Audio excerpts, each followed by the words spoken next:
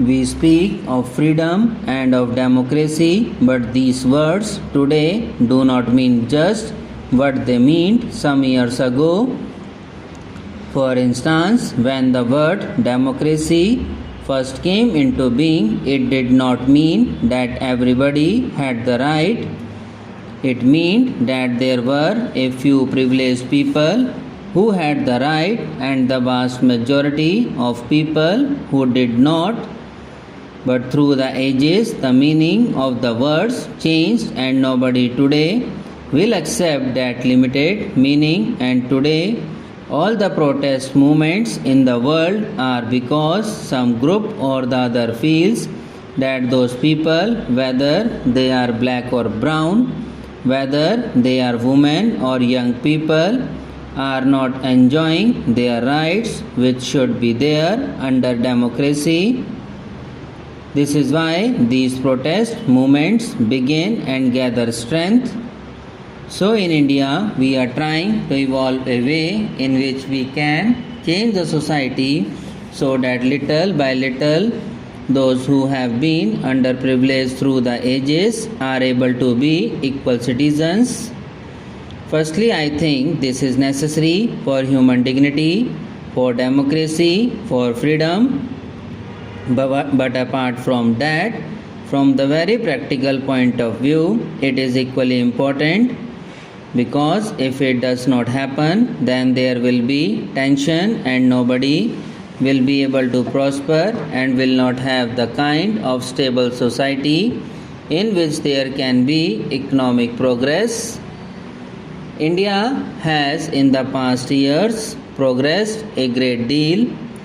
From independence right up to 2010, our progress was quite spectacular.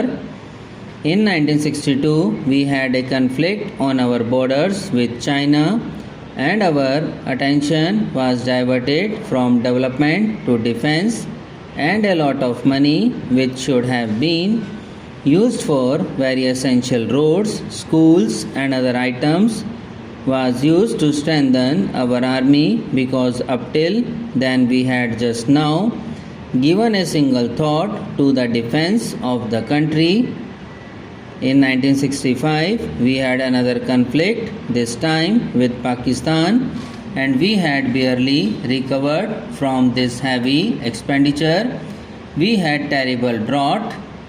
For 3 years, it hardly rained, and suddenly we were faced with near famine conditions.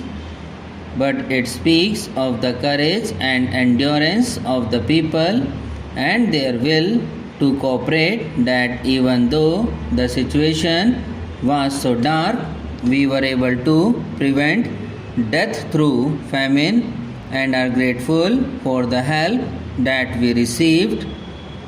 But of course, the situation is never so simple, and we now have a new sense of security. Our agricultural production, as I said, is very good. Formerly, we were paying attention merely to that people would eat. Now we are able to do research in other farm projects which are called cash crops. In industry also, our productions has trebled. The number of children going to school is now very much greater, about 180 million. Our experience has been that every problem solved means a set of new problems, sometimes the same in different shape and sometimes quite different one. Now because education has expanded and industry has not kept pace, we have a very serious problem of what we call the educated, unemployed young people with degree and not enough jobs for them. Some of the fault is of our education, because it is of such a general nature that our young people are not really prepared to face the challenges of the contemporary world. And also most of them would like to have a secure job, whereas gradually they must be much more resourceful take initiative and try to make opportunities and openings for themselves.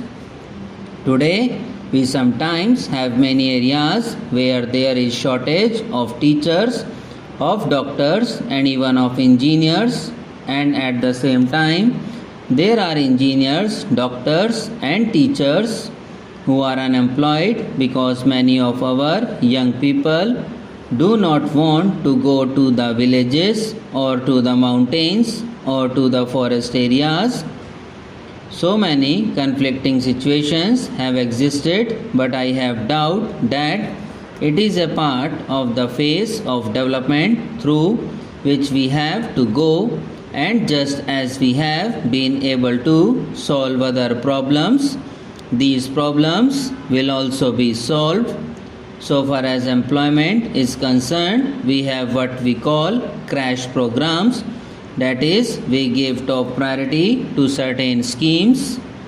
They are not going to employ everybody, but even if it makes a small dent in the number of unemployed, we feel something has been achieved. So India is going ahead in every direction. Our last elections have given country a new sense of unity, a new sense of cohesion and a new direction. What was extraordinary about these elections was not that a political party won a big majority, but that the ordinary people who had never bothered about politics, people who had not voted sometime in earlier elections, took this as their campaign. We had many young people who worked all day in factory or in office or somewhere else and who gave us their might. Subscribe now and press the bell icon. Never miss an update.